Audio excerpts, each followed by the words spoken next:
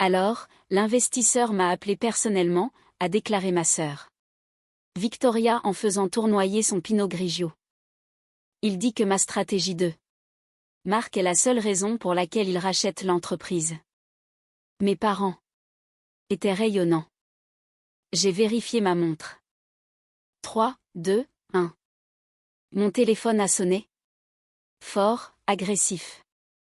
Il a brisé le silence cristallin de notre dîner de Pâques. Morgan, éteins ça, a aboyé mon père. Je ne l'ai pas fait. J'ai fait glisser mon doigt sur l'écran et j'ai activé le haut-parleur. Transfert terminé, dit la voix à l'autre bout du fil.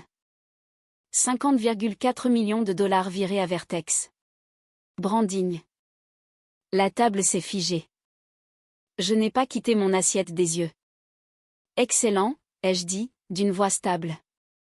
Exécutez la clause d'acquisition. Immédiatement et licenciez le vice-président pour négligence grave. Aujourd'hui. Même. J'ai raccroché. Puis, j'ai enfin regardé ma sœur. Avant que je vous raconte comment j'ai acheté l'entreprise de ma sœur juste pour la licencier, laissez un commentaire pour me dire d'où vous regardez cette vidéo. Avez-vous déjà été celui ou celle que l'on ignore dans votre famille? Je veux entendre votre histoire. Grandir dans le 16e arrondissement de Paris, c'était comme vivre à l'intérieur d'un écrin à bijoux. Tout était poli, coûteux et fragile. Mes parents, Jean et Sylvie, traitaient la vie comme une représentation, et ma sœur Victoria était leur vedette. Elle était bruyante, blonde, parfaite pour la scène qu'ils avaient construite. J'étais silencieuse, brune, obsédée par les choses invisibles. Le code, la logique, le câblage caché derrière les murs. Ils ne savaient pas quoi faire de moi, alors ils n'ont rien fait. Je suis devenue le fantôme dans leur maison parfaite. L'architecture de leur négligence n'était pas accidentelle. Elle était structurelle. Je me souviens du jour où c'est devenu indéniable. J'avais 12 ans. Je venais de gagner le championnat d'échecs départemental. Pas un trophée de participation, mais la première place face à 300 concurrents. Je suis rentrée à la maison avec un lourd trophée doré dans mon sac, le cœur battant d'un espoir désespéré et insensé. Quand j'ai ouvert la porte, la maison vibrait déjà d'excitation. Mais pas pour moi. Victoria, 15 ans, venait d'être élue deuxième dauphine du concours de beauté locale des jeunes talents de Paris. Regardez-la, a crié ma mère en ajustant sur Victoria une écharpe qui coûtait plus cher que tout mon équipement informatique. Une princesse. Nous devons fêter ça. Maman, ai-je dit en soulevant mon trophée. J'ai gagné le championnat.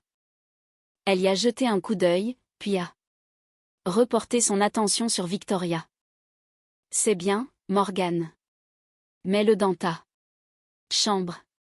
Nous allons au cercle privé dîner pour fêter ta sœur. Va te changer, tu n'es pas présentable. Ce soir-là, alors qu'il portait un toast à la 3e place de Victoria avec du champagne et du filet mignon, je suis restée dans ma chambre à manger un sandwich au beurre de cacahuète. J'ai regardé mon trophée briller sous la lampe de mon bureau, puis l'emplacement vide sur la cheminée où il aurait dû être. La cheminée était encombrée des rubans de participation et des certificats de « meilleur esprit » de Victoria. Il n'y avait tout simplement pas de place pour mon or. Je ne l'ai pas compris à l'époque, mais je le sais maintenant. En sociologie, on appelle cela la dynamique de l'enfant roi et du mouton noir. Les systèmes familiaux dysfonctionnels sont comme des composés chimiques instables. Ils ont besoin d'un stabilisateur. Mes parents étaient des gens profondément insécurisés, terrifiés à l'idée d'être ordinaires. Ils avaient besoin d'un enfant roi pour projeter leur fantasme de perfection. C'était Victoria. Mais un enfant roi ne peut exister sans contraste. Ils avaient besoin d'un mouton noir pour absorber leur anxiété, leurs échecs, leurs déceptions. C'était moi. Je n'étais pas juste ignorée. J'étais nécessaire. Mon échec était le carburant du succès de Victoria. Si je réussissais, cela menaçait tout l'écosystème. Si le mouton noir est en réalité le vainqueur, alors l'enfant roi n'est peut-être qu'ordinaire. Et c'était une vérité que mes parents ne pouvaient pas supporter. Alors, ils ont architecturé une réalité où mes victoires étaient invisibles et les échecs de Victoria n'étaient que des étapes vers la grandeur. Ce soir-là, à 12 ans, les larmes se sont arrêtées. Les questions se sont tues. J'ai réalisé que si je voulais construire quoi que ce soit dans cette vie, je devrais le faire seul. Dans l'ombre, là où il ne pourrait pas le voir pour le détruire. J'ai mis le trophée d'échec au fond de mon placard, j'ai fermé la porte et j'ai ouvert mon premier manuel de programmation. Je ne le savais pas encore, mais je venais de poser la première brique d'un empire qu'il ne verrait jamais venir avant. Qu'il ne soit trop tard. J'ai quitté la maison à 18 ans. Pas avec fracas, mais avec un sac à dos. Victoria est allée à HEC grâce à une bourse parentale complète, agrémentée d'un appartement de luxe et d'une allocation mensuelle qui rivalisait avec un salaire de cadre. J'ai emménagé dans un studio en sous-sol à Belleville qui sentait le béton humide et les nouilles instantanées. Mes parents n'ont pas proposé d'aide et je n'ai rien demandé. J'avais quelque chose de mieux que leur argent. J'avais le silence. Pendant que Victoria réseautait dans des soirées d'école de commerce et qu'elle échouait avec succès dans des stages obtenus grâce aux amis de golf de mon père, je construisais Etherlogic. Cela a commencé sur un ordinateur portable que j'avais reconstruit à partir de pièces détachées. Je ne voulais pas créer d'application ou de technologie grand public tapa accent grave l'œil. Je voulais construire la plomberie, l'IA logistique invisible et austère qui fait fonctionner Internet. Je passais 20 heures par jour à fixer des lignes de code jusqu'à ce que mes yeux brûlaient que mes doigts se crispent. Je vivais de caféine et de rancœur. Le code du silence est devenu ma religion. Je ne leur ai jamais parlé du premier contrat que j'ai décroché avec une grande entreprise de logistique. Je ne leur ai jamais dit. Quand j'ai embauché mon premier employé, un décrocheur brillant nommé Dobby qui travaillait pour des parts sociales parce que je ne pouvais pas le payer. Je ne leur ai jamais dit quand nous avons quitté mon sous-sol pour de vrais bureaux. Dans le quartier de la Défense. Pour ma famille, j'étais juste Morgane, celle qui répare les ordinateurs. Ils supposaient que j'étais du support informatique, réinitialisant les mots de passe pour des gens qui les oubliaient. Je les ai laissés croire. C'était plus sûr ainsi. Oncle Jeffrey était la seule fissure dans le mur. C'était le frère de ma mère, le discret des dîners de famille qui ne se vantait jamais. Un jour, il s'est présenté à mon appartement miteux avec un chèque de 24 000 €. Ce n'est pas de la charité, a-t-il dit en regardant mon rack de serveurs qui bourdonnait dans le coin. C'est un investissement. Je vois ce que tu fais, Morgane. Ne le dis pas à ta mère. Il est devenu mon partenaire silencieux, mon mentor, la seule personne qui savait que le mouton noir était en fait un loup en attente. Les années ont passé. Etherlogic est passé de start-up à mastodonte. Nous avons optimisé les chaînes d'approvisionnement mondial, rationalisé les centres de données et sécurisé l'infrastructure cloud pour des entreprises du CAC 40. J'ai acheté un Penthouse dans le centre sous couvert d'une holding, mais j'ai gardé ma vieille voiture. Je portais des suites à capuche, pas des tailleurs. J'ai accumulé de la richesse. Non pas pour la dépenser, mais pour me fortifier. Chaque euro était une brique. Dans un mur que ma famille ne pourrait jamais franchir. Pendant ce temps, Victoria a obtenu son diplôme et a immédiatement reçu un poste de vice-présidente chez Vertex Branding, une entreprise dans laquelle mes parents avaient massivement investi. Elle postait des photos de son bureau d'angle, de ses déjeuners d'équipe, de sa vie de « girl boss ». Elle ne savait pas lire un bilan comptable.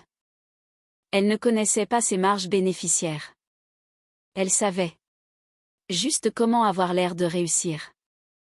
J'observais depuis l'ombre mon empire, grandissant silencieusement sous la surface de leur monde superficiel. J'étais le titan invisible et il dansait au sommet d'un volcan. Avance rapide jusqu'à l'année dernière. J'avais 31 ans. Etherlogic valait 300 millions d'euros. Je venais de conclure un accord avec une énorme firme de logistique à Tokyo. Mais, dimanche soir, j'étais assise à la table de salle à manger de mes parents dans le 16e, à picorer un morceau de poulet sec pendant que Victoria expliquait pourquoi mes chaussures n'étaient pas de marque. « Tu es jolie, Morgane » a-t-elle dit, sa voix dégoulinant de cette pitié spécifique qu'elle avait perfectionnée. Mais tu t'habilles comme si tu travaillais dans un centre d'appel. Sérieusement, Vertex lance un nouvel atelier sur l'image personnelle. Je pourrais avoir une réduction. On pourrait arranger. Ouais, Morgane, a renchéri mon père en remplissant son verre de vin. Écoute ta sœur. Elle s'y connaît en images. Tu fais toujours ce truc de réparation d'ordinateur? C'est quoi déjà? Réparer des portables? C'est de l'infrastructure, papa, ai-je dit, la voix tendue. De la logistique back-end. C'est ça, c'est ça. Des portables, a-t-il balayé en se tournant vers Victoria. Parle-nous encore du gala, chérie. Qui était là? Je suis restée assise, les jointures blanches sous la table. J'aurais pu acheter tout le cercle privé dont il parlait. J'aurais pu embaucher le patron de Victoria comme mon assistant personnel, mais je n'ai rien dit. Pourquoi? Pourquoi continuais-je à revenir à cette table pour être disséqué? En psychologie, ils appellent ça le piège de la normalisation. De la cruauté. Quand vous grandissez dans un environnement où l'amour est conditionnel et où la moquerie est la langue par défaut, vous ne le reconnaissez pas comme de la maltraitance. Vous le reconnaissez comme un foyer. Votre cerveau normalise la douleur parce que l'alternative, admettre que les personnes qui sont censées vous aimer vous méprisent en réalité, est trop dévastatrice pour être traitée. Mais la partie la plus dangereuse n'est pas la cruauté. C'est l'espoir. C'est l'addiction à l'idée que peut-être cette fois, si seulement je réussis assez, si seulement j'explique les choses correctement, ils me verront. Ils me regarderont avec la même adoration qu'ils voient Victoria. Cet espoir est un poison. Il vous fait revenir au puits qui est tari depuis votre naissance, mendiant une goutte d'eau. J'ai failli craquer ce soir-là. J'ai failli claquer mon relevé bancaire sur la table, mais j'ai croisé le regard de l'oncle Jeffrey. Il a secoué la tête, un mouvement microscopique. Il savait. Il savait que révéler mon succès prématurément leur donnerait juste quelque chose de nouveau à consommer. Il ne serait pas fier. Il se sentirait en droit d'en profiter. Ils prétendraient que mon empire leur appartient parce qu'ils m'ont élevé. Patience, disaient ses yeux. Ne leur donne pas ta lumière. Avant que tu puisses l'utiliser pour les aveugler. Alors, j'ai ravalé ma rage. J'ai pris une bouchée de ce poulet sec. J'ai laissé Victoria critiquer ma coupe de cheveux. J'ai laissé ma mère soupirer sur mon manque d'ambition. Je les ai laissés remplir leur vie vide avec le son de leur propre voix, inconscient.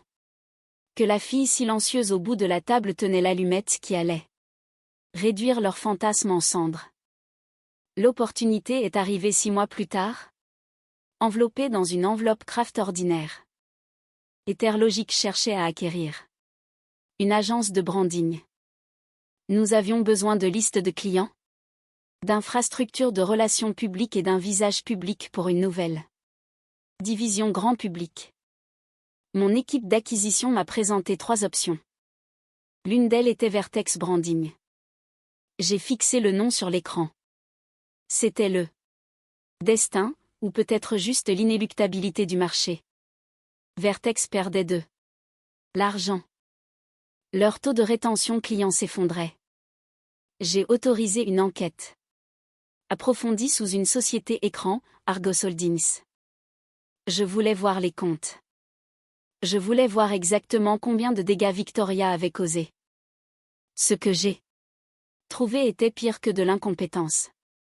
C'était criminel. Je me suis assise dans mon bureau avec ma comptable légiste, Sarah, en examinant une série de fichiers expurgés.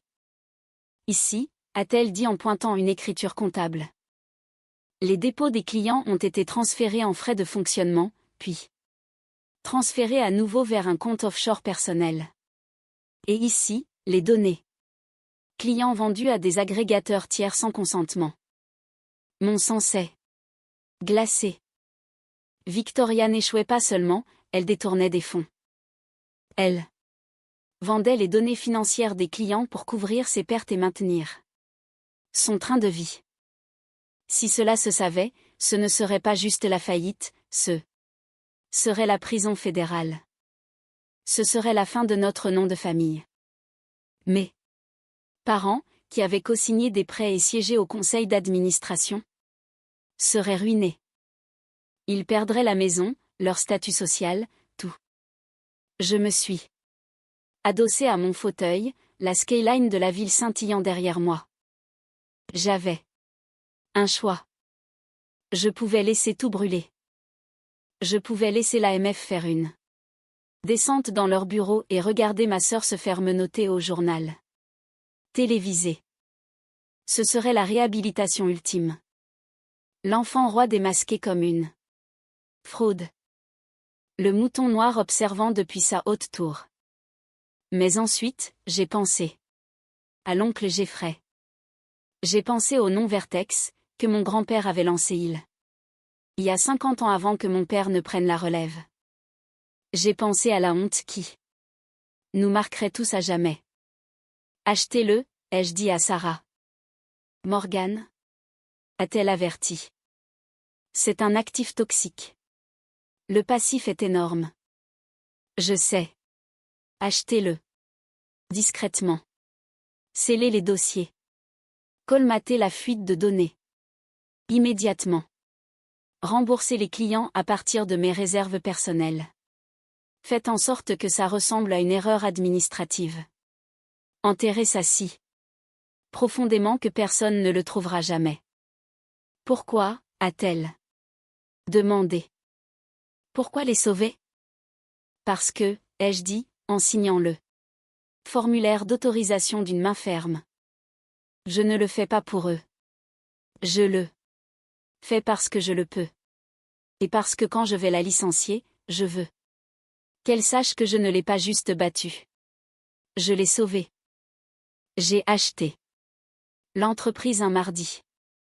J'ai payé 50,4 millions d'euros, 20% au-dessus du prix du marché, pour m'assurer que le conseil accepte immédiatement sans poser de questions. Je possède Vertex Branding. Je possède la carrière de ma sœur. Je possède l'héritage familial. Et il n'en avait aucune idée. C'est le silence qui m'a frappé en premier. Le cliquetis découvert s'est arrêté. Le bourdonnement de la conversation est mort. 50,4 millions, c'est un chiffre qui aspire l'air d'une pièce. Victoria me fixait, la bouche légèrement ouverte, un morceau d'asperge suspendu à sa fourchette. Quoi, a-t-elle chuchoté? Ma Mère Harry, un son nerveux et saccadé. Morgane, ne sois pas ridicule. Range ton téléphone. On fête ta sœur. Je n'ai pas répondu. J'ai fouillé dans mon sac et j'ai sorti un épais portfolio en cuir. Je l'ai posé sur la table, juste à côté du centre de table florale sur lequel Victoria avait insisté. Je l'ai ouvert. À l'intérieur se trouvaient les papiers d'acquisition, tamponnés et notariés. Et à côté, un dossier rouge marqué confidentiel, audit légiste. Je ne suis pas ridicule, maman, ai-je dit, ma voix calme, presque ennuyée. Je suis là. Propriétaire. Il y a 3 minutes, Etherlogic a acquis Vertex Branding. Je possède l'immeuble dans lequel tu travailles, Victoria. Je possède ta liste de clients. Je possède ton titre. Mon père s'est levé, le visage virant au rouge. C'est de la folie. Tu répares des portables. Tu vis dans une boîte à chaussures. Tu n'as pas 50 millions. Je ne répare pas des portables, papa, ai-je dit en le regardant dans les yeux. Je construis l'infrastructure qui gère la logistique pour 40% du CAC 40. Etherlogic est évalué à 360 millions. Je l'ai construite pendant que tu étais occupé à conduire Victoria à des concours de beauté. Victoria a arraché les papiers. Ses yeux scannaient les lignes.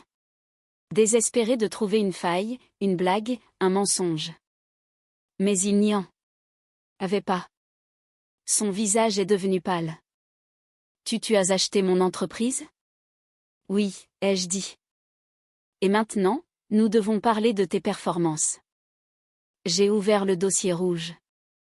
La rétention client est en baisse de 40%. Les revenus s'effondrent. Et ça, j'ai pointé une section surlignée, c'est une fuite de données impliquant les dossiers financiers de tes 3 plus gros clients. Tu l'as caché. Tu as vendu les données pour couvrir tes pertes. Ce n'est pas juste de l'incompétence, Victoria. C'est une fraude. La pièce était si silencieuse que je pouvais entendre l'horloge tourner dans le couloir. J'ai acheté l'entreprise pour la sauver, ai-je poursuivi. Mais plus important encore, je l'ai acheté pour sauver cette famille de la prison fédérale. J'ai colmaté la fuite ce matin. J'ai remboursé les clients à partir de mes comptes personnels. Le scandale est enterré. Je t'en prie. Victoria semblait rétrécir.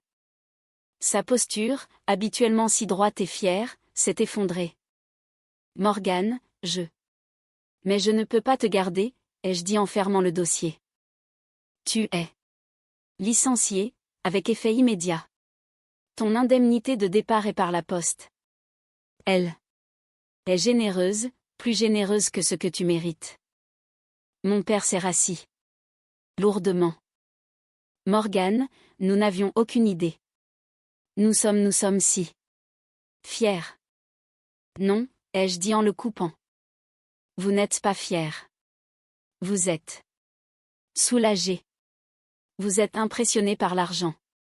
Mais vous ne me connaissez pas. Vous ne m'avez jamais connu. Vous aimiez l'idée d'une fille qui réussit. Et quand vous avez pensé que c'était Victoria, vous l'avez adorée.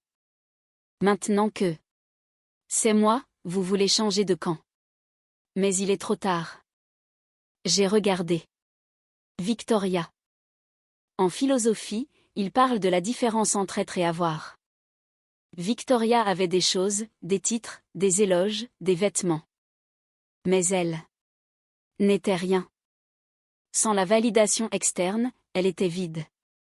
Je pouvais le voir. Dans ses yeux.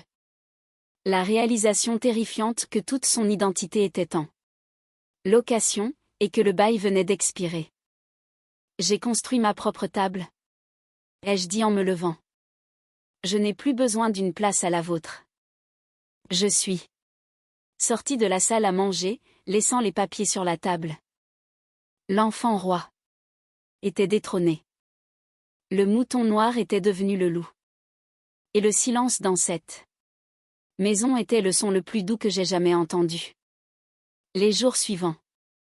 Pâques ont été un flou de logistique. J'ai envoyé une équipe chez Vertex Branding pour sécuriser les serveurs et commencer la restructuration. Victoria a été évincée discrètement. Pas de fanfare, pas d'humiliation publique au-delà de ce qui s'était passé lors du dîner. J'ai tenu ma promesse. La fuite de données a été colmatée. Les clients ont été indemnisés. Et le nom de famille est resté propre. Je ne l'ai pas fait pour eux. Je l'ai fait parce que j'ai refusé de laisser leur désordre devenir ma tâche. Mes parents ont essayé de me joindre. Ils ont envoyé des fleurs. Ils ont laissé des messages vocaux à propos d'eux. Malentendus et de fierté. Ma mère est même venue devant mon immeuble, essayant de charmer le concierge pour qu'il la laisse monter. Je l'ai observée sur l'écran de sécurité, l'air petite et confuse dans le hall d'un immeuble qu'elle a réalisé qu'elle ne pourrait jamais se permettre. J'ai dit au concierge de la renvoyer. Je ne les ai pas totalement coupés de ma vie. Je les ai juste rétrogradés. Ils sont passés de famille à parents éloignés. Des gens avec qui je partage l'ADN, des gens à qui j'envoie des cartes de vœux, mais des gens qui n'ont plus de place à ma table. J'ai arrêté de chercher leur approbation. Et en faisant cela, j'ai pris leur pouvoir. Ils ne sont plus que des personnages de mon passé maintenant, pas les auteurs de mon futur. Victoria a déménagé en Arizona. Elle a pris un poste de cadre moyen dans une chaîne de magasins. J'ai entendu dire qu'elle s'en sortait bien. Humiliée, peut-être. Silencieuse. Elle m'envoie un email une fois par an pour mon anniversaire. Je ne réponds pas, mais je ne le supprime pas non plus. 6 mois plus tard, j'ai lancé l'initiative Jeffrey, nommée d'après l'oncle qui m'a vu quand personne d'autre ne le faisait. C'est une fondation dédiée au financement de l'éducation technologique. Pour les enfants invisibles, ceux qui sont silencieux au fond de la classe, ceux qui ne rentrent pas dans le moule, ceux qui construisent des mondes dans leur tête parce que le monde réel n'a pas de place pour eux. Je leur ai donné le financement et le mentorat pour lesquels j'ai dû me battre. Je suis entré au siège de la fondation hier. Ça fourmillait d'activités, des enfants qui programmaient, qui débattaient de logique, qui construisaient des choses qui n'existaient pas 1 heure avant. J'ai vu une fille dans le coin, casque sur les oreilles, ignorant tout le monde, tapant furieusement. Elle a levé les yeux et a croisé mon regard. Elle n'a pas souri. Elle a juste hoché la tête, une petite reconnaissance d'un langage secret partagé. J'ai hoché la tête en retour. Le succès est la meilleure revanche, disent-ils, mais ce n'est pas tout à fait juste. Le succès est bruyant. Le succès est externe. Ce que j'ai trouvé, c'est quelque chose de mieux, la paix. La connaissance silencieuse et inébranlable. Que ma valeur n'est pas déterminée par leur réaction, mais par ma propre création. Je suis souveraine, et c'est un luxe que l'argent ne peut pas acheter. Si vous avez déjà dû construire votre propre table parce qu'il ne voulait pas vous donner une place à la leur, cliquez sur ce bouton « J'aime ». Partagez ceci avec le mouton noir de votre vie qui a besoin de savoir qu'il est destiné à la grandeur. Merci de m'avoir regardé.